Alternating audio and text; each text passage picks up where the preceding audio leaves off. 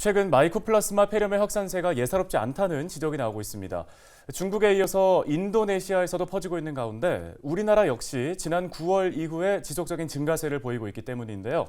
하지만 우리 보건당국은 지나친 공포를 가질 이유는 없다고 말하고 있습니다. 네, 가톨릭대 의대 백순영 명예교수 전화 연결해서 관련 이야기 자세히 나눠보겠습니다.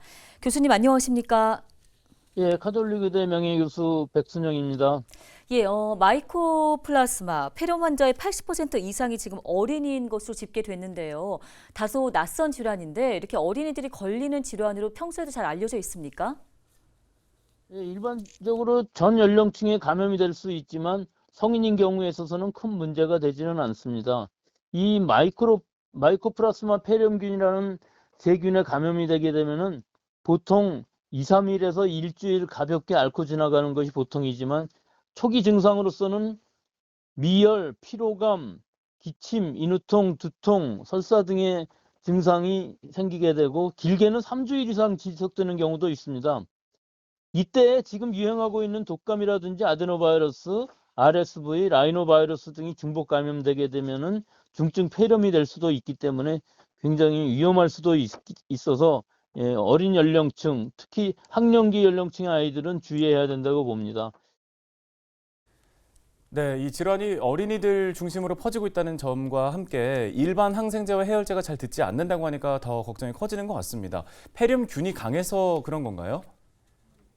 보통 세균과는 다르게 세포벽이 없는 구조를 하고 있어서 페니실린이나 세파로스포린 같은 항생제는 효과가 없고 다른 기전으로 작용하는 마이크로라이드계 항생제를 처방하게 됩니다. 하지만 문제는 지금 유행하고 있는 이 마이코플라스마 폐렴균은 대부분 내성을 갖고 있기 때문에 3일 이상 투여해도 증상이 완화되지 않으면은 2차 항생제, 즉 퀴놀린계 항생제를 처방받아야 하는데 18세 미만의 경우는 부작용의 우려가 있어서 좀 문제가 생길 수 있습니다. 네, 얘기해 주신 것처럼 아이들을 중심으로 유행하고 있는 만큼 어린이집이나 학교 등에서 이제 조용한 전파로 확산되지 않을까 우려하고 있습니다.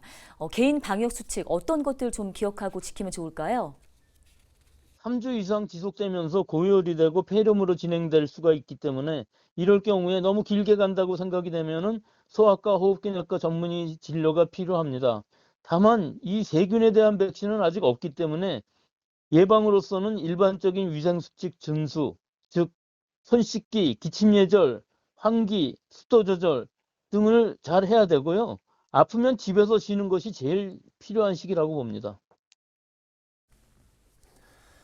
네, 알겠습니다. 도움 말씀 잘 들었습니다. 가톨릭대 의대 백순영 명예교수였습니다.